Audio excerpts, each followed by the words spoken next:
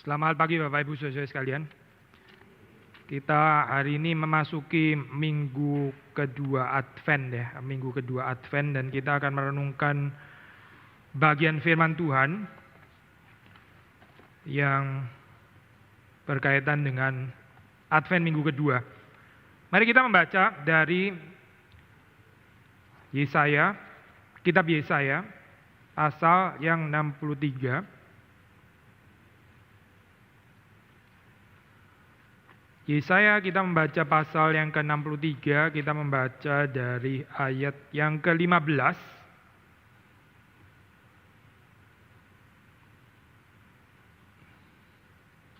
sampai dengan pasal 64, beberapa ayat.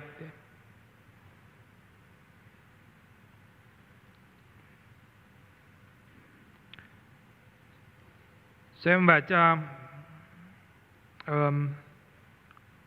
bagian yang ke kiri, saudara menanggapi dengan bagian yang ke kanan. Atau ya kita bagi rata-rata sih bagi dua ya, satu ayat ini.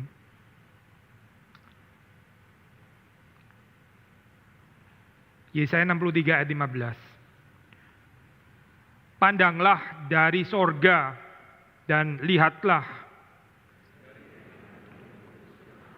di manakah kecemburuanmu dan keperkasaanmu? Janganlah kiranya engkau menahan diri. Bukankah engkau Bapa kami? Sungguh Abraham tidak tahu apa-apa tentang kami. Ya Tuhan, engkau sendiri Bapa kami. Ya Tuhan, mengapa engkau biarkan kami sesat dari jalan-Mu? Kembalilah oleh karena hamba-hamba-Mu. Mengapa orang-orang fasik menghina tempat kudus-Mu? Keadaan kami seolah-olah kami dari dahulu kala.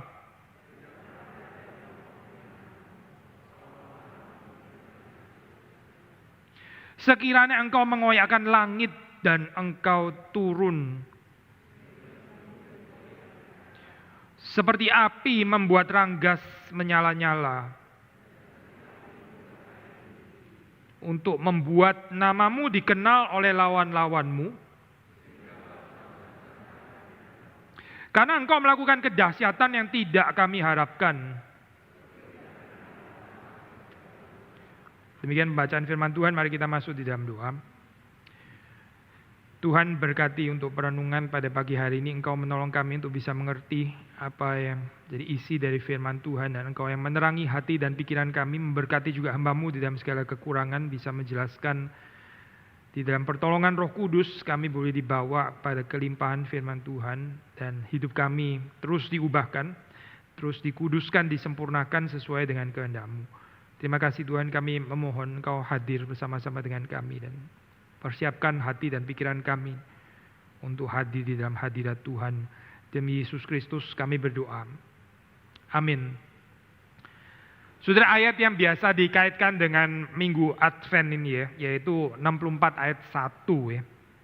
Sekiranya engkau mengoyakkan langit dan engkau turun ya. Nah, ini adalah dianggap seperti satu ayat secara tradisional di dalam penafsiran gereja. Ayat yang mengharapkan kedatangan Tuhan. Ya. Lalu Advent itu apa sih sebetulnya ya?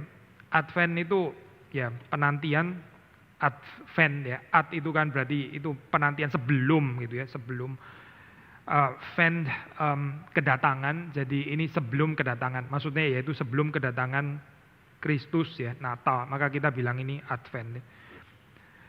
Seumur hidup kita, selama kita berada di dalam dunia, selama gereja berada di dalam dunia, ini juga adalah masa Advent karena kita menantikan kedatangan Yesus kembali. Ya.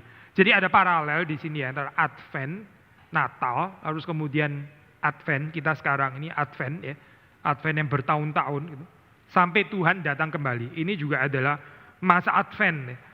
Maka melihat dari double perspektif ini, ya, Tuhan itu adalah Tuhan yang sudah datang sekaligus yang belum datang ya. Sudah datang pada peristiwa Natal, belum datang kembali ya. Nah, waktu kita membaca ayat yang ke-64 ya, maksudnya pasal ke-64 ayat yang pertama di sini ya, kita bisa mengertinya termasuk juga di dalam zaman kita sekarang ya. Ayat ini ternyata bukan cuma populer untuk perenungan Advent ya, tapi ini juga adalah ayat yang sering menggerakkan ini ya, orang-orang untuk mengharapkan revival, kebangunan rohani. Sekiranya engkau mengoyakkan langit dan engkau turun. Kadang-kadang kita di dalam tradisi Protestan ini ya, kita agak sensitif dengan istilah pengulangan-pengulangan yang sifatnya repetitif ya. Tapi mungkin kita nggak sadar bahwa para pendahulu kita, orang reform by the way ya, itu juga menggunakan istilah yang repetitif ya. Seperti kayak minta supaya Pentakosta terjadi lagi. Kita bilang orang yang mengatakan seperti ini teologinya nggak beres. Pentakosta kok diulang-ulang, Pentakosta kan cuma sekali gitu ya. Terus kita sensitif dengan orang berdoa, Tuhan mohon engkau lahir di hati kami gitu ya. Tahun lalu sudah bilang lahir di hatinya, tahun ini ngomong lagi lahir di hatinya lagi. Ulang-ulang gak jelas. Sebetulnya Tuhan sudah lahir atau tidak sih di dalam hatimu itu? Kalau sudah lahir, ngapain doa lagi? Lahir lagi tahun ini, ntar tahun depan bilang lagi, lahir lagi di dalam hati. Sebetulnya sudah lahir atau nggak lahir? Resek ya kayak begini nih ya. Sekali lagi ya kalau kita berpikirnya polarisasi seperti ini ya, kita nggak akan mengerti, nggak akan mengerti kelimpahan daripada firman Tuhan. Tentu kita nggak menggeser ini ya, poin bahwa Natal itu terjadi sekali ya. Seperti Yesus juga mati sekali ya, dia bukan mati berulang-ulang, itu ngawur sekali. Yesus Natal lahir ya sekali, ya tentu dia lahir sekali. Pentakosta, historically speaking, ya sekali, nggak ada Pentakosta kedua, ketiga, keempat, betul gitu. Tapi ini tidak meniadakan aspek atau dimensi repetitif. Ya. Saudara bisa baca di dalam tulisannya Luther, ya, Nun kom de Heiligen Geist, datanglah Roh Kudus. Nggak ada orang kritik ya, Luther, kamu nggak tahu Pentakosta cuma terjadi sekali. Kok ada lagu kayak begitu sih? Datanglah Roh Kudus. Sudah datang kan Luther gitu misalnya. Nggak ada ya orang koreksi gitu ya. Karena itu Luther atau bagaimana ya?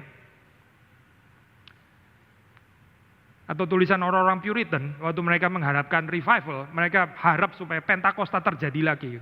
Kok nggak ada koreksi ya terhadap itu ya? Saya bukan membawa saudara kepada teologi yang mulai nggak jelas, orang ini khotbah di atas ini. Teologinya mulai nggak reform gitu ya. Either saya nggak reform atau kita yang kurang lengkap baca tradisi reform kayaknya. Ayat ini bisa nggak kita mengharapkan kembali? Sekiranya engkau mengoyakkan langit dan engkau turun. Bisa nggak kita mengharapkan ayat ini lagi gitu? Kalau orang-orang revivalist, mereka berdoa ini, mereka berdoa ini. Sekiranya engkau turun dan nggak ada yang menanggapi, salah itu theologically, sudah turun itu, sudah turun, nggak usah mengharap turun lagi gitu. Sudah dan belum, sudah dan belum. Dan ini sesuatu yang kita bisa doakan lagi dan lagi dan lagi dan lagi. Jadi dalam konteks Yesaya, kalau kita membaca di sini ya, kita tahu Yesaya itu berurusan dengan ini dengan nubuatan, kepastian, kejatuhan, kolapsnya kerajaan utara ya. Kita sudah sering sekali bahas ini ya, entah di PA, entah di dalam kebaktian gitu. Kerajaan utara ya, itu jatuh ke tangan bangsa Assyria. Gitu. Yesaya tahu bahwa ini penghakiman ini pasti ya, ini adalah sesuatu yang pasti akan terjadi dan nggak mungkin nggak terjadi. Yesaya tahu persis itu. Karena apa Karena ya sudah membaca di dalam bagian awal-awal kan, ini bangsa yang mengeraskan hatinya itu. Sudah membaca di dalam pasal 6 yang seringkali dikutip di dalam Injil itu, dikutip oleh Yesus Kristus sendiri ya. Bangsa ini melihat tapi nggak melihat ya, mendengar tapi nggak mendengar. Ya.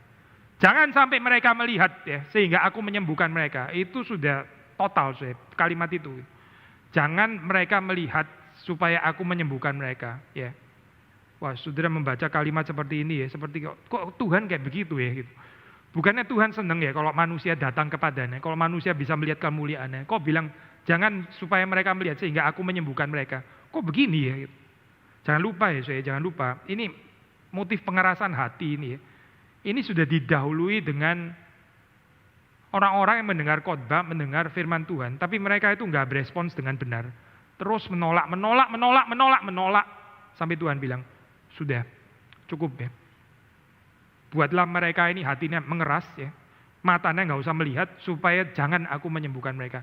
Sudah pernah diberikan kesempatan itu. Poin yang kita mau katakan adalah Kalau Tuhan menghakimi, kalau Tuhan mendatangkan penghukumannya, Tuhan nggak pernah terlalu cepat, nggak pernah itu. Yang ada adalah dari perspektif manusia, sebetulnya kita bisa mengatakan Tuhan seperti seolah-olah terlambat. Nah itu mungkin sering ya. Sudah melihat orang jahat ya, nggak mati-mati gitu ya. Orang yang bisa melakukan yang tidak adil, kok hidupnya lancar-lancar terus ya. Seperti kayak nggak tersentuh hukum ya orang ini ya. Kita greget gitu ya, kita berdoa kepada Tuhan. Tuhan juga sepertinya kayak berlambat-lambat gitu. Seringkali sudah dari perspektif manusia, waktu kita merenungkan tentang bagian ini ya, nggak tepat kalau kita mengatakan Tuhan itu terlalu cepat gitu. Seringkali ya dari perspektif kita akan mengatakan Tuhan itu terlalu lambat justru gitu. Tapi Tuhan memang panjang sabar. Tetapi kalau Tuhan betul-betul sudah menyatakan penghakimannya, itu sudah pasti, pasti tidak terlalu dini, sudah pasti. Gitu. Ini sudah terjadi dari generasi ke generasi ke generasi ke generasi. Lalu Tuhan waktu menghukum sudah nggak ada yang salah. Jangan bilang, kok engkau memberikan penghukumanmu? Kita kan hidup benar. Itu orang sangat nggak mengenal diri, ya. Nggak mengenal diri. Kita barusan PA di dalam ini ya, hari Rabu yang lalu ya. Kitab Yeremia, ada kalimat sindiran gitu, diutarakan kepada Tuhan oleh orang-orang yang terbuang pada saat itu ya. Ini ya, papa makan buah yang asem, saya yang ngilu. Gitu. Jadi orang tua saya yang makan manisan, ya, tapi yang ngilu saya. Gitu. Tuhan bilang stop kalimat itu. Gitu. Apa sih maksudnya kalimat itu ya? Ini yang berdosa siapa, yang nanggung hukuman siapa? Tuhan ini nggak adil kayaknya. Itu maksudnya kalimat itu saya. Ini yang salah siapa? Ya, yang kurang ajar sama Tuhan siapa? Lalu terus kemudian yang kena hukuman siapa coba gitu? Mana keadilan Tuhan? Tuhan bilang nggak ada itu. Nggak ada orang yang menanggung dosanya orang lain. Ya. Siapa yang berdosa dia yang kena hukum. Nggak ada itu. Yang ada adalah orang itu sendiri juga berdosa, dia sendiri menanggung hukuman. Karena dia berdosa, bukan karena papanya atau neneknya, kakeknya yang berdosa. Di dalam profil dari kitab Yeremia, itu adalah novum, itu theological novum ya. Sedikit kontras dengan Deuteronomism ya. Deuteronomistik teologi akan mengatakan turun sampai keturunan ketiga dan keempat gitu ya. Saya sudah jelaskan, nggak ada waktu untuk jelaskan lagi di sini, sudah dengerin PA aja ya. Tapi waktu dikatakan di sini ya, setiap orang waktu dia mengalami penghukuman itu jangan bilang dia nggak berdosa, yang berdosa adalah nenek moyangnya. Jangan, jangan. Itu victim mentality ya, itu self righteousness sebetulnya itu. Susah ya saya membicarakan tentang keadaan pandemi di sini ya dengan murka Tuhan, nggak populer. Saya tahu ada hamba-hamba Tuhan yang menolak mengaitkan pembicaraan ini ya, dianggap sudah tafsiran terlalu outdated. Orang sudah susah, jangan bicara penghakiman Tuhan lagi gitu. Mari kita bicara tentang diakonia, ya, menolong orang, sesama jemaat itu lebih baik. Saya setuju, diakonia penting, kita mengembangkan, menyadarkan kita mesti saling melayani satu dan itu penting, betul. Tapi mengatakan ini untuk menggantikan berita penghakiman Tuhan, I don't think so. Kita nggak suka ya bicara tentang Tuhan yang mengoreksi. Kita nggak suka bicara tentang Tuhan yang menghakimi gitu. Seolah-olah kita ini nggak layak untuk dihakimi. Seolah-olah kita nggak layak untuk menerima koreksi. Itu self-righteousness, itulah self-righteousness. Orang-orang yang di dalam kehidupannya itu nggak pernah merasa perlu dikoreksi. Yang paling celaka adalah berusaha untuk terus-menerus mengoreksi. Sendirinya nggak tahu kalau ada balok di matanya. Tetapi Yesaya tidak demikian. Yesaya bukan orang seperti itu. Yesaya waktu melihat penghukuman ini dan akan berjalan dengan pasti ya. Dan terjadi seperti itu ya. Dia masih berdoa kepada Tuhan. Masih berusaha persuade ya. Inilah hamba Tuhan itu. Hamba Tuhan, orang Kristen bukan bersukacita ya waktu melihat dosa itu terus kemudian menuai penghukuman penghakiman. Yesaya nggak mengatakan syukur lu, kan gua sudah bilang. Lu sih tolak saya khotbah, lu cuekin terus. Akhirnya beginilah akibatmu. Syukurin. Bukan. Itu bukan hamba Tuhan itu ya. Hamba Tuhan yang Schadenfreude ya, sukacita karena kejatuhannya hamba Tuhan lain. Bersukacita karena satu gereja bersukacita karena gereja yang lain jatuh. Itu gereja nggak benar, saya. Itu gereja yang nggak mencerminkan Kristus itu. Itu bukan gereja yang mengenal Kristus, bukan. Yesaya bukan orang seperti itu, saya bukan. Saudara nggak menemukan nabi yang seperti itu. Di sepanjang Alkitab nggak ada, benar-benar nggak ada. Tapi dia tahu dia sama berdosa seperti bangsa Israel. Saudara bisa membaca di dalam pasal yang ke-6 ya. Pasal yang terkenal itu ya. Yang tadi saya singgung itu. Visi yang dia terima itu. Waktu dia melihat Tuhan yang Maha Kudus. Apa yang dikatakan oleh Yesaya, sudah membaca di dalam pasal 6 ayat ke-5. Celakalah aku binasa. Aku ini seorang yang najis bibir dan aku tinggal di tengah-tengah bangsa yang najis bibir. Namun mataku telah melihat Sang Raja, yakni Tuhan semesta alam. Perhatikan saya, Yesaya mengatakan, celakalah aku binasa. Aku ini seorang yang najis bibir dan tinggal di tengah-tengah bangsa yang najis bibir. Yesaya nggak bilang, untung saya ini nggak najis bibir. Memang sih saya tinggal di bangsa yang najis bibir. Tapi saya sendiri ya nggak najis bibir kayak mereka lah ya. Saya enggak lah, mulut saya ini rapi kok ya. Makanya waktu saya melihat Tuhan gini ya, puji Tuhan lah. Nggak mungkin lah saya mati, karena apa? Karena saya nggak najis bibir. Nggak ada, ayat itu nggak ada. Saudara perhatikan ya, ayat itu nggak ada. Ayat yang bilang, syukurlah gereja kita ini benar, nggak kayak gereja yang lain gitu ya. Kalau gereja lain ya pasti sudah kena penghukuman. Kalau gereja kita, ya lain lah ya gereja kita. Nggak ada, ayat itu nggak ada. Benar-benar nggak ada. Yang ada adalah perasaan sama-sama berdosa di hadapan Tuhan gitu. Bahaya sekali ya orang yang nggak mengerti ini akan menjadi judgmental yang sendiri nggak sadar bahwa dia adalah orang yang berdosa di hadapan Tuhan gitu. Yesaya very clear dia sangat-sangat jelas bahwa dia tidak lebih baik daripada orang sebangsanya, sangat jelas. Lalu bagaimana melihat penghukuman yang nggak tertahankan ini yang pasti akan terjadi ya, dan terjadi betul-betul. Dia berdoa kepada Tuhan, Tuhan, di mana kecemburuanmu, keperkasaanmu, hatimu yang tergerak dan kasih sayangmu. Saya tertarik dengan ayat ini ya, karena Yesaya sadar ya bahwa kecuali Tuhan berubah ya, nggak akan ada yang bisa berubah gitu. Manusia dari dirinya sendiri nggak tertarik untuk berubah nggak tertarik, mengeraskan hati yang iya gitu. Kecuali Tuhan ya, yang cemburu itu ya, yang perkasa, yang hatinya gampang tergerak oleh belas kasihan itu ya. Kecuali Dia bertindak ya, mengubahkan, nggak ada jalan keluar untuk Israel. Perhatikan bahwa yang diangkat oleh Yesaya di sini juga adalah atribut-atribut Allah ya. Dia even nggak bicara tentang miserinya Israel dan miserinya dia gitu, tertawan oleh Assyria. Tuhan lihatlah, nggak harus salah sih saudara membaca Mazmur ada kok ayat-ayat seperti ini, ada bukan nggak ada gitu. Tuhan lihatlah penderitaan kami ya, betapa kami telah dipermalukan, ada gitu. Tapi menarik di dalam bagian ini nggak ada, bagian itu nggak ada gitu. Yesaya nggak bicara itu. Yesaya fokusnya itu kepada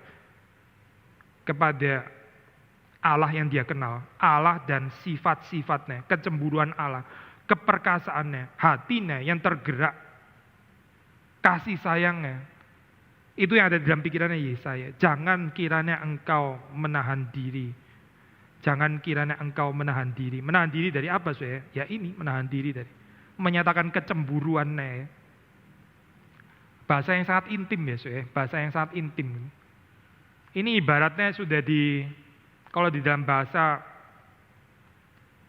Yeremia ya, memang di dalam bukan dalam Yesaya, kita mungkin kemarin bahas Yeremia ya, dalam penggambaran yang kalau menurut para scholars itu pakai istilah the most pornographic ini ya, description of Jerusalem di dalam even di sepanjang perjanjian lama ya. Digambarkan seperti penyeleweng yang sundal gitu ya. Yang sudah berzina gitu, dengan bangsa-bangsa lain ya, yang akhirnya ditelanjangi, dipermalukan dan sebagainya. Yesaya mengatakan, di mana kecemburuanmu? Mana kecemburuanmu? Kita waktu membaca bagian ini sudah bisa salah mengerti gitu ya. Seperti kayak, loh, yang salah siapa, yang disalahin siapa. Apalagi waktu saudara baca di dalam ayat ke-17. Ya Tuhan, mengapa engkau biarkan kami sesat dari jalanmu? Mengapa engkau tegarkan hati kami sehingga tidak takut kepadamu?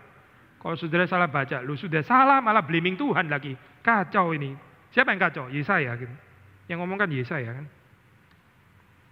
Sudah salah, bukannya bertobat malah nyalain Tuhan. Salah, sudah jangan dibaca itu. Bukan itu maksudnya. Gitu. Ini adalah acknowledgement of guilt. Ini adalah pengakuan kebersalahan di hadapan Tuhan. Memang sudah menyeleweng kok. Tapi mengapa mengatakan kalimat seperti ini? Jawabannya sederhana. Saya tahu ya, kecuali Tuhan yang bertindak, kecuali Tuhan yang beranugerah, kecuali Tuhan yang menyatakan kasih sayangnya, gak ada itu manusia kembali kepada Tuhan, itu gak ada. Sounds familiar dong, so seharusnya kita reform gitu. Human total inability, total depravity. Gak ada itu orang mencari Tuhan, gak ada. Gak ada, gak ada. Gak ada yang mengejar Tuhan, itu gak ada. Semuanya dari kecenderungannya itu menegarkan hatinya, tidak takut kepada Tuhan. Ya itulah kecenderungan hati manusia. Maka Yesaya mengatakan, Tuhan, mengapa engkau biarkan kami sesat dari jalanmu? Kecuali engkau menarik kami kembali, kecuali engkau mencintai kami kembali, kecuali engkau cemburu kepada penyelewengan kami, maka kami akan terus menyeleweng. Sebetulnya itu kalimatnya gitu. Bukan pembenaran diri ya, saya bukan. Apalagi blaming Tuhan, jauh daripada itu. Ini bukan blaming Tuhan, saya bukan. Ini satu perkataan teriakan desperate, kecuali Tuhan yang menyeret, yang menarik kembali. Gak ada orang bisa kembali kepada Tuhan. Tuhan, mengapa engkau biarkan kami sesat dari jalanmu? Dari diri kami sendiri, dari kita sendiri. Kita akan sesat, kita gak mengenal Tuhan. Kita akan menyembah Allah yang lain. Saudara, gereja yang terus menerus berpikir seperti ini ya, ini gereja yang ada harapan. Tapi gereja yang pikir, saya sih nggak sesat, yang sesat gereja lain kayaknya. Ini masalah banget saya. Saudara mengerti nggak ya paradoks ini kan? Orang kalau terus bilang, saya rendah hati, saya rendah hati, saya ini rendah hati, saya rendah hati. Orang itu congkak, saya rendah hati, saya rendah hati. Saudara tahu, itu orang congkak. Itu bukan orang rendah hati, tahu kan? Yesaya, saya mengaku bersama dengan Israel, mengapa engkau biarkan kami sesat dari jalanmu? Mengapa engkau tegarkan hati kami? Kalau gereja nggak melihat ya, dirinya di dalam keadaan masalah, nggak ada pengharapan saya untuk kebangunan rohani, nggak ada. Gereja nggak rasa dirinya sakit kok.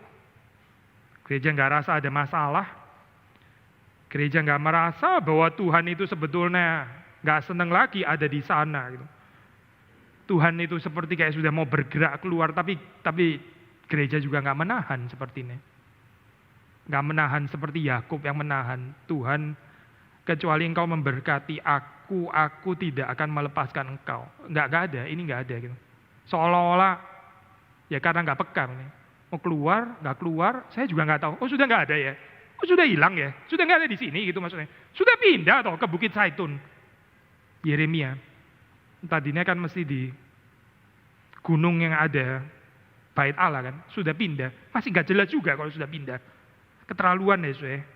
Tetapi Yesaya tidak demikian, saudara membaca ya, dia jelas sekali, dia jelas, membaca dinamika ini dia jelas, dan dia seolah dia mengingatkan Tuhan, bukankah engkau Bapa kami? Abraham tidak tahu apa-apa tentang kami, Israel tidak mengenal kami. Tuhan, engkau sendiri Bapa kami, namamu ialah penebus kami sejak dahulu kala. Lalu kalimat yang tadi kita baca ya. Kembalilah oleh karena hamba-hambamu, oleh karena suku-suku milik kepunyaanmu. Saudara, waktu terjadi pengerasan hati ya, itu bukan terjadi dalam semalam seperti kayak balik tangan gitu ya. Terus waktu berubah, terus Tuhan langsung murka gitu. Tuhan bukan sumbu pendek, saya bukan. Bukan karena kejadian baru kemarin, terus kemudian ini dunia terlalu jahat, oke, pandemi saja gitu. Kenapa? Karena seminggu lalu terjadi kejahatan. Bukan, saya bukan. Itu bukan Tuhan. Gitu. Sekali lagi ya saya, kita mengatakan dari perspektif manusia, seringkali Tuhan itu terlambat kok. Bangsa Israel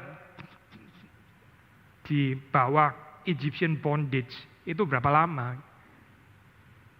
Berapa lama Tuhan membebaskan, menarik mereka keluar? Gitu. Berapa lama saya? Di dalam Alkitab kan ada catatan kan ya? 400 tahun. 400 tahun. Saudara bisa bayangkan ya, saudara di dalam satu keadaan, saudara menjerit kepada Tuhan, Tuhan 400 tahun lagi baru menghukum musuh. Gitu. Telat gak sih? Gak mungkin kecepatan kan ya? So, waktu Tuhan ya membinasakan kereta-kereta Firaun, tentara-tentara dan sebagainya, gak ada orang boleh bilang, Tuhan, lu kok kecepatan sih ya? Kasih kita kesempatan lagi dong. Gak ada itu. Sudah kesempatannya sudah lama sekali kok, masih minta kesempatan lagi. Tuhan itu bukan Tuhan yang begitu ada kesalahan, langsung penghakiman, langsung penghukuman. Itu bukan Tuhan yang di dalam Alkitab. Tuhan yang di dalam Alkitab, waktu menyatakan penghukumannya, itu pasti sudah terjadi kejahatan ini bergenerasi-generasi. Kalau orang sudah ada penghukuman Tuhan, masih nggak sadar juga. Dosanya kita sebetulnya apa ya? Kenapa ya kita mengalami seperti ini? Itu orang yang sangat nggak mengenal diri. Nggak mengenal diri saya berarti itu. Berarti nggak beres introspeksinya. Tetapi sudah melihat di dalam bagian ini ya, waktu Yesaya mengucapkan kalimat ini ya, nggak ada excuse. Again kalimat yang tadi kita bilang, mengapa engkau biarkan kami sesat dari jalan? Mengapa engkau tergarkan hati kami? Jangan dibaca sebagai kalimat pembenaran diri, bukan saya, tapi pengakuan bahwa memang ya ini sudah terjadi penegaran hati terus gitu ya, sudah lama Tuhan sudah kasih kesempatan sebetulnya. Seperti waktu Yesus mengutip perkataan Yesaya, precisely perkataan yang sama itu. Bangsa ini melihat tapi nggak melihat, mendengar tapi nggak mendengar, kan mengutip kalimat yang sama ya. Itu bukan Yesus memulai pelayanan langsung keluarin kalimat itu ya. Bangsa ini melihat tapi bukan saya. Yesus sudah khotbah, sudah banyak khotbah. Yesus sudah menyampaikan Injil, memberitakan Injil, sudah memberitakan tentang kerajaan Allah, sudah quite sometimes. Tapi terus ditolak dan orang mengeraskan hati. Akhirnya sampai kepada the so-called ya point of no return ini satu titik yang nggak bisa balik lagi. Saya. Kesabaran Tuhan sudah selesai, gitu. Sudah cukup ya. Bukan Tuhan jadi nggak sabar, bukan. Tuhan sih tetap sabar, tapi kesabaran Tuhan ya, saudara jangan mencobain ya, kita jangan mencobain ya. Israel nggak boleh mencobain ya, sampai kepada titik ini. Nggak mungkin lagi sudah ada turning point, kecuali ya Yesaya, dan ini yang dia plead sebetulnya. Kecuali Tuhan sendiri yang berbalik. Israel sendiri sudah nggak bisa berbalik. Gitu. Sudah nggak bisa ditolong lagi. Nggak mungkin ya bangsa ini bertobat. Nggak mungkin. Kecuali Tuhan yang berbalik, kecuali Tuhan yang kembali menghadapkan wajahnya. Kalau ini nggak terjadi, ya sudah, berarti bangsa ini sudah nggak bisa lagi diselamatkan. Ya. Sulit ya saya menjadi hamba Tuhan seperti Yesaya. Di satu sisi dia tahu kepastian penghukuman Tuhan dan bahwa Tuhan nggak pernah salah dan bahwa Tuhan juga nggak terlalu dini gitu. Tapi di sisi yang lain ya, sebagai orang yang mengenal Tuhan, dia masih berusaha menengahi seperti ini ya. Ini hamba Tuhan yang mengenal Tuhan. Yaitu apa sih? Tuhan itu tidak bersukacita ya waktu dia menghukum. Tuhan nggak bersukacita. Tuhan nggak take joy. Tuhan nggak seneng gitu ya waktu membinasakan. Ya. Ada ayat yang mengatakan Tuhan itu nggak bersukacita atas kematian orang fasik. Hamba Tuhan yang bersukacita, katanya hamba Tuhan, tapi bersukacita atas kejatuhannya hamba Tuhan yang lain. Itu bukan hamba Tuhan saya. Gereja yang bersukacita atas kejatuhan gereja lain, itu bukan gereja. Itu gereja, nggak tahu gereja apa ya itu. Kalau hamba Tuhan, kalau mengenal Tuhan, tidak seperti itu saya. Saudara baca lagi nih cerita ini gitu. Gak ada kan kalimat nyukur-nyukurin, lu kapok-kapokin, kapok lu ya, salah sendiri karena saya ditolak terus, akhirnya nasib lu seperti ini, rasain lu gitu. Akhirnya lu berhadapan dengan Tuhan sendiri, ini karnal sekali ya saya kayak begini nih, kedagingan ya ini ya. Yesaya bukan itu, saya bukan. Sudah bisa baca Paulus pun juga tidak seperti itu ya. Dia mengatakan kalimat, aku rela terkutuk secara jasmani. bersama dengan orang-orang sebangsaku. Dia enggak bilang, ya karena lu sih ya menolak Kristus, akhirnya ya syukurin lah Tuhan bergerak kepada Gentiles. Enggak ada sih, kalimat itu enggak ada. Enggak ada. Enggak muncul daripada perkataan di surat Paulus, saudara enggak akan menemukannya. Tapi dia menangisi bangsa yang menolak Tuhan. Itulah saya orang yang mengenal Tuhan, seperti Yesaya juga mengenal Tuhan. Jadi sekali lagi ya, kecuali Tuhan yang berbalik, kecuali Tuhan yang menghadapkan kembali wajahnya, nggak ada pengharapan apa-apa saya dari manusia. Karena manusia ya seperti itu, saudara dan saya, nggak tertarik sebetulnya ya. Kecuali Tuhan yang menarik kita. Ada beberapa alasan yang kita bisa simpulkan dari kalimat-kalimat yang dikatakan di sini ya. Dan saya pakai satu commentary ya, dia mengatakan ada 5 privileges yang dipakai untuk menjadi argumentasi daripada Yesaya. Yang pertama, Israel itu chosen people, Israel itu bangsa pilihan. Maksudnya argumentasi ini gimana sih jalannya? Tuhan, kami ini kan bangsa pilihanmu ya. Bukan kami loh yang memilih engkau, tapi engkau sendiri yang memilih kami kan. Masa engkau membuang bangsa pilihanmu sendiri gitu? Saudara perhatikan ya di sini ya. Bicara tentang predestinasi, iya. Bicara tentang doctrine of election, iya. Tapi dihayati di dalam konteks yang seperti apa sih? Nah ini pertanyaan yang penting. Chosen people, yes. Tapi dihayati di dalam konteks apa? Doktrin predestinasi bisa dihayati secara luar biasa ngawur. Luar biasa ngawur. Percaya doktrin predestinasi, tapi penghayatannya amburadul, nggak ada dasarnya di dalam Alkitab. Salah menghayati. We are the chosen people. Sudah dari nadanya aja sudah tahu lah kira-kira mau kemana gitu kan. Kita ini komunitas pilihan yang lain daripada yang lain. Tidak seperti, kok mirip doanya orang Farisi yang datang bersama pemungut cukai itu ya gitu. Tidak seperti itu. Yesaya nggak menghayati doktrin predestinasi seperti itu, saya tidak gitu. Yesaya menghayati doktrin predestinasi di dalam pengertian apa? Tuhan, kami ini umat pilihanmu. Kan engkau yang memilih kami, bukan kami yang memilih engkau. Masa engkau membuang umat pilihanmu sendiri? Ada nggak ya saya penghayatan doktrin predestinasi seperti ini ya di dalam kehidupan kita? Gitu? Bukan boasting, saya bukan boasting. Chosen people, chosen community, chosen church. Nggak seperti gereja-gereja yang lain. We are chosen. Mana dasar Alkitabnya ya? Mana dasar Alkitabnya saya? Yesaya nggak merenungkan doktrin predestinasi di dalam pengertian itu. Bukan. Kedua saya. Argumentasi God's presence. Ya. God's indwelling presence. Tuhan itu hadir bersama dengan umatnya. Sanctuary. Tuhan hadir secara khusus. Ya. Musa waktu setelah peristiwa lembu emas itu ya. Tuhan murka kan. Lalu terus Tuhan bilang, saya nggak akan pimpin lagi bangsa ini. Biar saya pakai perantara saja. Nanti pakai malaikat, biar malaikat yang pimpin, tapi saya nggak akan pimpin lagi. Lalu Musa membujuk Tuhan. Ya. Musa persuade Tuhan. Tuhan, bukankah kami ini dibedakan daripada bangsa lain? Saudara perhatikan ya, dibedakan karena apa? Karena Israel selalu menang perang gitu? Bukan. Karena Israel pemenang Nobel Prize terbanyak di seluruh dunia gitu. The smartest of the smartest gitu misalnya. Bukan, gak ada Nobel Prize waktu itu gitu. Apa yang kita pikirkan tentang kemuliaan bangsa pilihan Allah itu apa sih sebetulnya itu? Komunitas yang dipilih Allah itu, the glory yang diberikan Tuhan itu apa sih sebetulnya menurut kita, menurut saudara dan saya gitu. Orang pinter-pinter gitu, orang terdidik, IQ-nya tinggi, orang-orang yang kerjanya hardworking atau apa ya? Musa mengatakan, bukankah kami ini dibedakan daripada bangsa-bangsa lain? Saudara perhatikan, yaitu karena engkau berjalan bersama dengan kami. Karena engkau ada di tengah-tengah umatmu. Uniqueness of Christianity itu apa sih?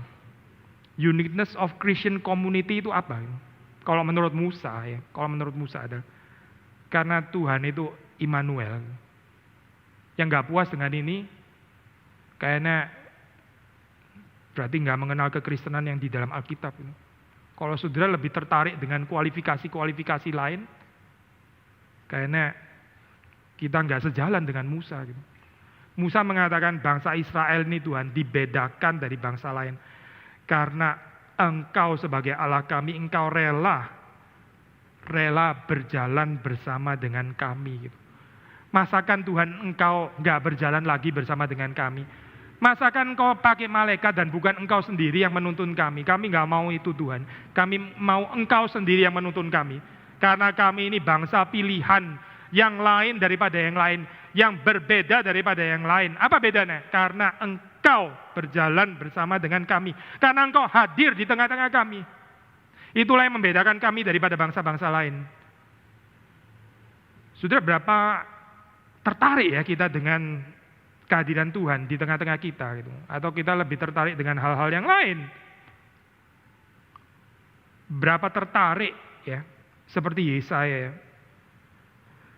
Kita mengejar kehadiran Tuhan ya, bagi komunitas kita, bagi diri saudara, bagi keluarga saudara, bagi gereja di mana saudara beribadah. Berapa tertarik kita mengejar ini. Jangan-jangan di situasi pandemi gitu ya, kita lebih ngejar viewer lagi di YouTube gitu misalnya. Berapa YouTube hari ini gitu ya. Well, kita hamba Tuhan juga nggak kebal ya terhadap temptation seperti ini gitu. Berapa banyak sih viewernya gitu ya, berapa banyak gitu. Saya pernah mengatakan kalimat kutipan daripada Ravenhill.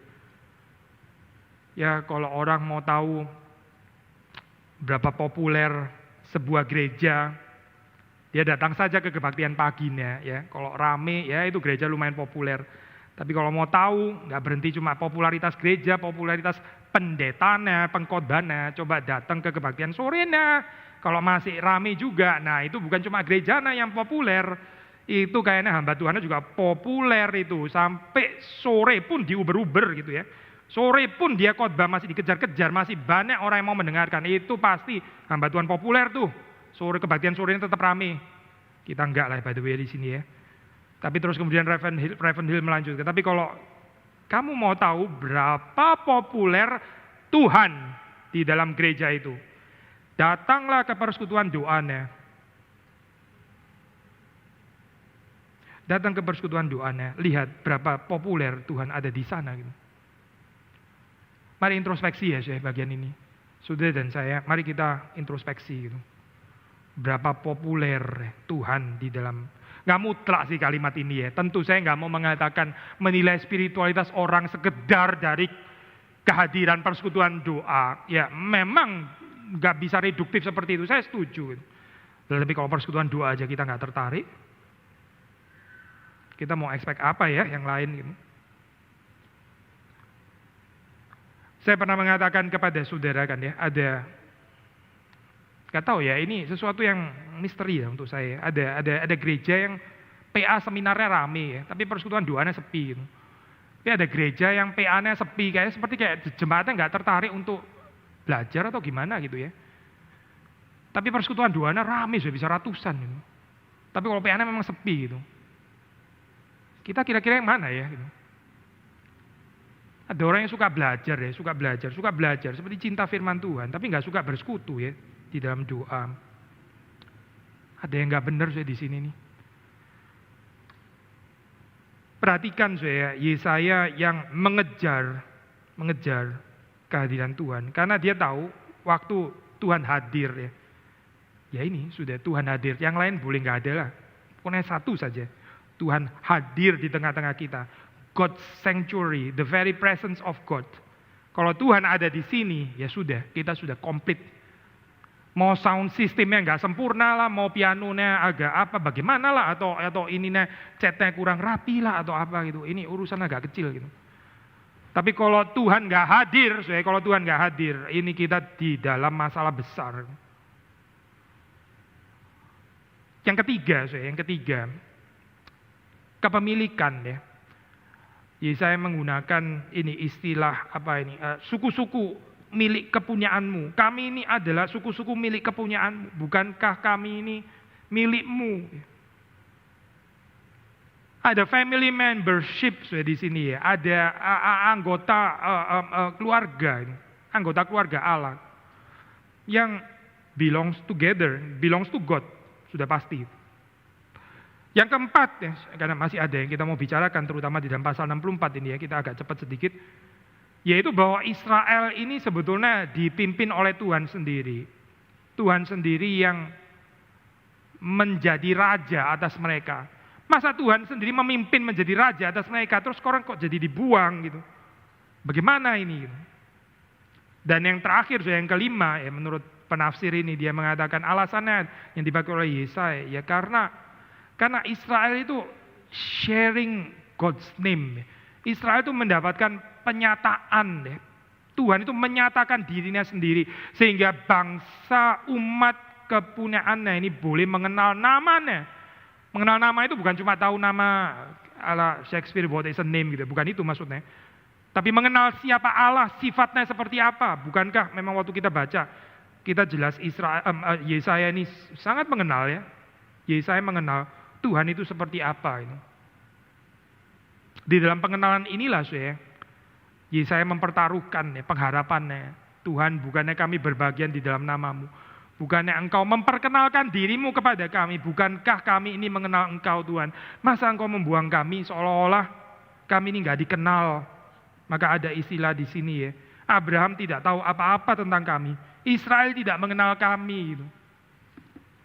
Kok kami jadi nggak dikenal? Bukannya kami participate ya di dalam kemuliaan namamu. Saudara, kalau kita boleh terus merenungkan bagian ini ya. Ini I think bagian yang indeed agak jarang dibahas ya. Jarang dibahas. Tapi satu demi satu aja ini ya bisa kita renungkan menjadi satu khotbah penuh loh sebetulnya gitu. Apa sih artinya berbagian di dalam nama Tuhan? Kita setiap minggu mengatakan kalimat dikuduskanlah namamu ya. Kita mengatakan kalimat itu kan ya. Dikuduskanlah namamu. Kita sudah pernah bahas ya, sedikit saja mengingatkan gitu. Ada perbedaan secara grammar di dalam doa Bapa kami ya. Waktu berikanlah makanan kami yang secukupnya. Nah itu betul-betul second imperative ya. Maksudnya Tuhan yang memberikan, saya minta ya, saya memohon Tuhan give me ya. My daily bread gitu ya. Itu Tuhan yang memberikan. Kita nggak berbagian di dalam pemberian itu. Tapi di dalam struktur daripada grammar di bagian ini ya, yang atas itu ya. Dikuduskanlah namamu, datanglah kerajaanmu ya. Itu di dalam bentuknya, di dalam bahasa aslinya. Itu berbeda dengan berilah kami makanan pada hari ini. Yang kita nggak terlibat. Itu kata kerjanya itu ya. Kita sendiri itu terlibat di dalamnya gitu. Jadi untuk mengatakan dikuduskanlah namamu, kita juga bilang kepada diri kita sendiri, mari kita menguduskan nama Tuhan. Itu di dalam kalimat aslinya ya. Bukan cuma Tuhan kuduskanlah namamu sendiri, ya itu urusanmu loh Tuhan ya. Saya sudah gak usah pakai kita atau apa, pokoknya engkau menguduskan namamu sendiri. Bukan itu bukan gitu. Tapi kita sendiri waktu kita mendoakan datanglah kerajaanmu, kita sendiri juga bertanggung jawab untuk mendatangkan kerajaan Tuhan. Di dalam bahasa aslinya ya, pengertiannya itu seperti itu. So apa sih artinya sharing his name?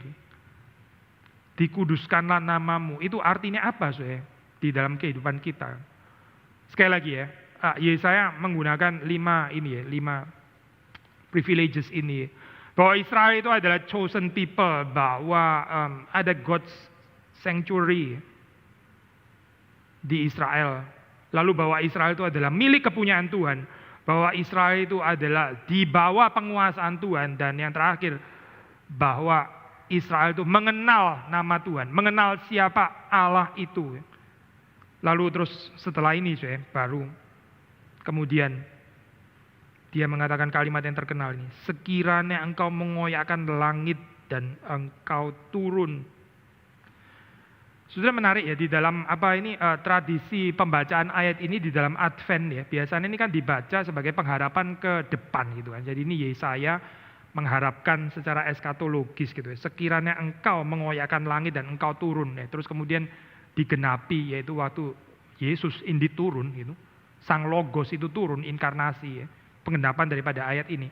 Tapi kalau kita baca di dalam bahasa aslinya itu di dalam partikel lu itu ya, itu lebih menunjuk kepada di belakang itu. Dan ini menarik ya, kadang-kadang resepsi daripada gereja itu saya bukan mau mengatakan salah ya, tapi mungkin nggak consider aspek ini gitu. Ini bukan melulu ke depan gitu, tapi ini rujukan ke belakang. Maksudnya begini saya, termasuk di dalam bahasa Inggris ya. Kalau sudah baca itu ya, itu di dalam terjemahan ya. Saudara kalau buka ini ya, ESV misalnya ya. Oh that you would rend the heavens and come down. That you would rend the heavens ya. Would sih memang ya, would itu pas ya. Tapi would ada will, ada ke depannya juga ya. Ada komentator mengatakan sebetulnya terjemahan yang lebih tepat itu adalah oh that you had, bukan that you would ya. Karena would itu meskipun ada pasnya tapi juga ada terutama ini kan ya, itu namanya himbauan atau pengharapan ke depan kan sebetulnya gitu ya, which is eskatologis itu. Dan ini cocok untuk Advent, kan Yesus terus kemudian datang gitu kan. Tapi sebenarnya di dalam bahasa aslinya itu that you had. Maksudnya apa sih? Seolah-olah Yesaya itu mau mengatakan seandainya ya, engkau pada waktu itu mengoyakkan langit dan turun, kita nggak akan hancur seperti ini Tuhan gitu. Akan berbeda nasibnya Israel. Nggak ada itu Assyria yang akan bermegah atas kita, nggak ada itu.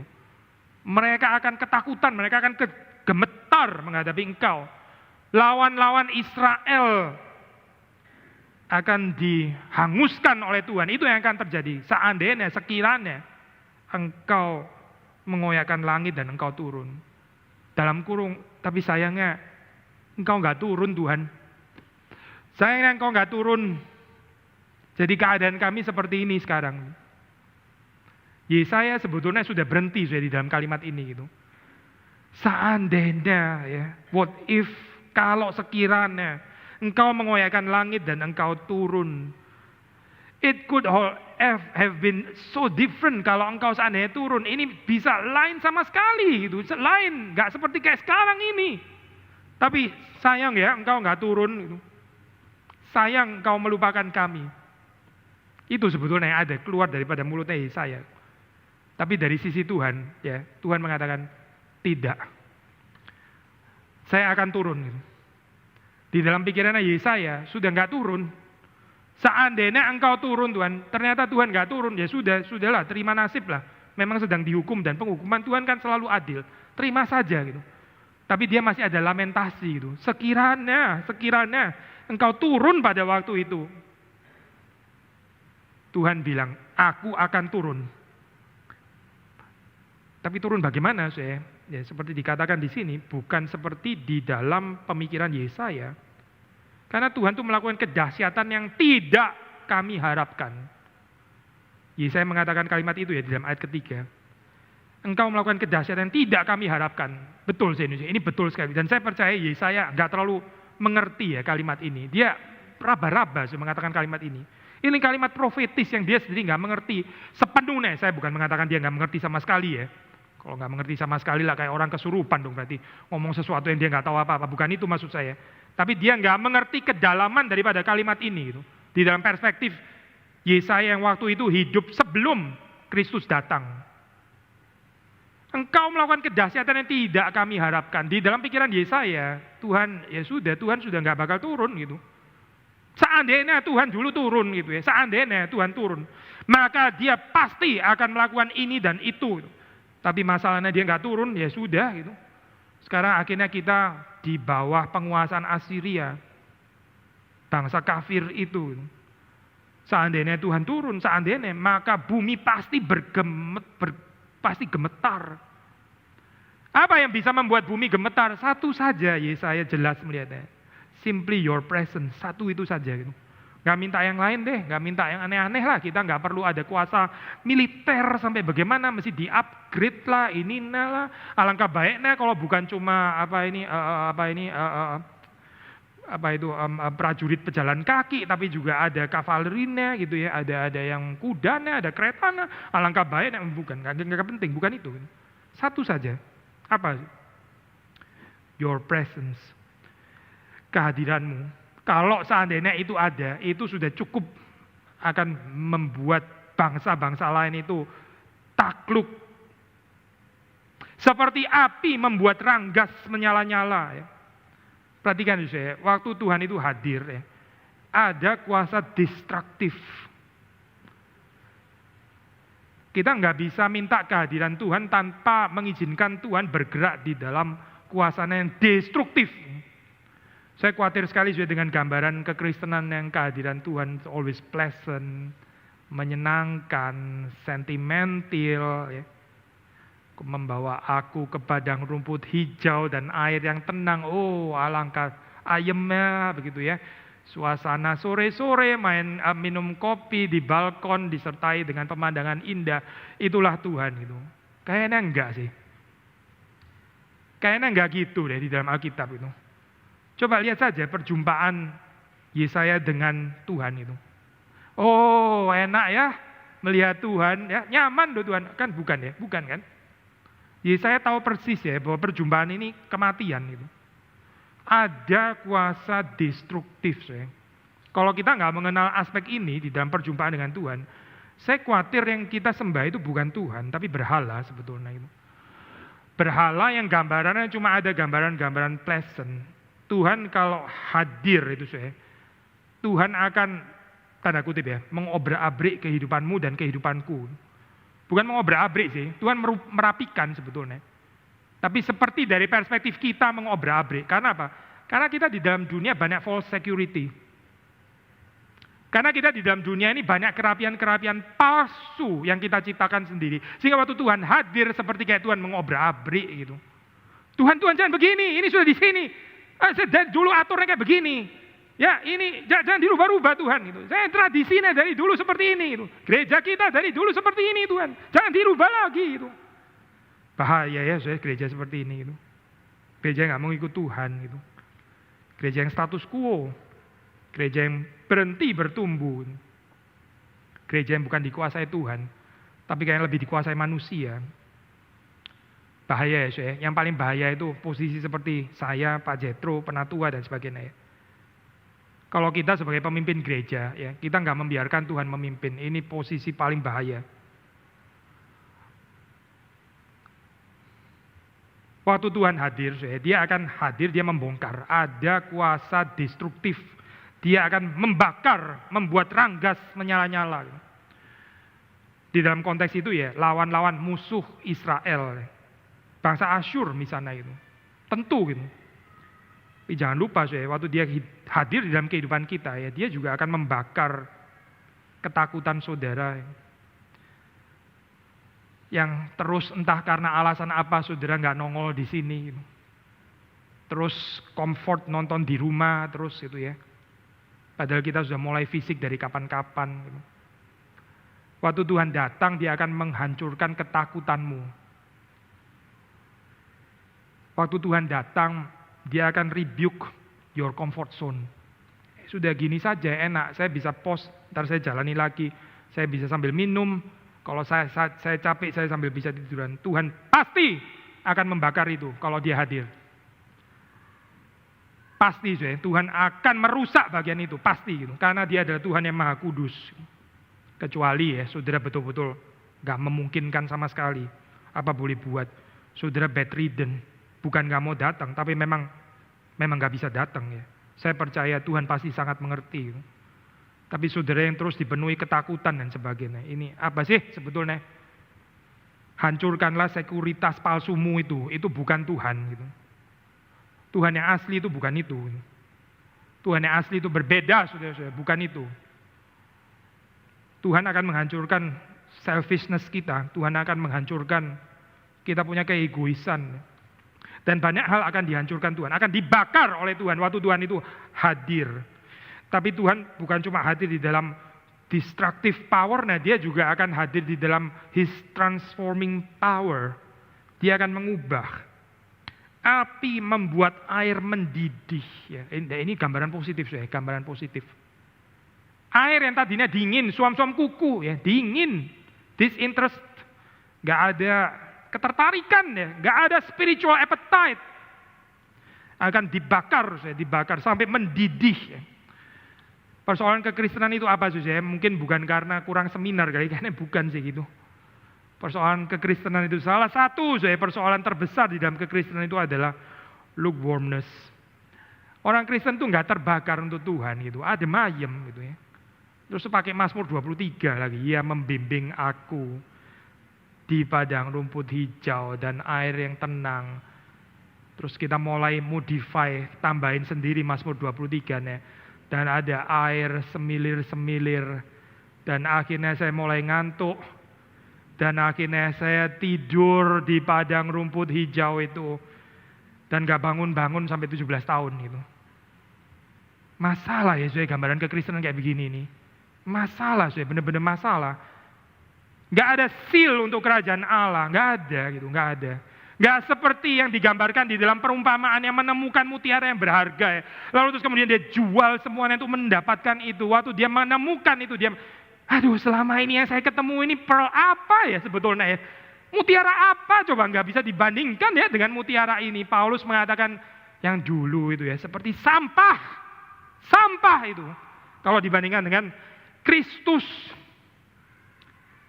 Kenapa Yesus ya nggak ada ini ya, nggak ada gambarannya seperti ini ya. Again kalau boleh mengutip Reverend Hill, dia mengatakan, saya malu menjadi anggota gereja modern itu. Saya malu. Nggak seperti gereja mula-mula ya. Malu. Kok so different ya dengan gereja di dalam Kisah Para Rasul? Very different ya. Apa yang salah ya di dalam gereja modern ini? Kalau Tuhan hadir, dia akan hadir seperti api dan membuat air mendidih. Gak ada orang suam-suam kuku, saya gak ada gitu. Waktu terjadi kebangunan rohani ya, itu gak ada tempat saya untuk orang kategori doesn't matter gitu ya. Lu tenang, chill, calm down, tenang saja. Jangan radikal kayak begitulah, jangan menggebu-gebu, tenang. Padang rumput hijau, air yang tenang gitu. Kuburan itu saya, bukan Mazmur 23, itu gambaran kuburan actually. Seperti api membuat ranggas menyala-nyala, destructive power. Seperti api membuat air mendidih.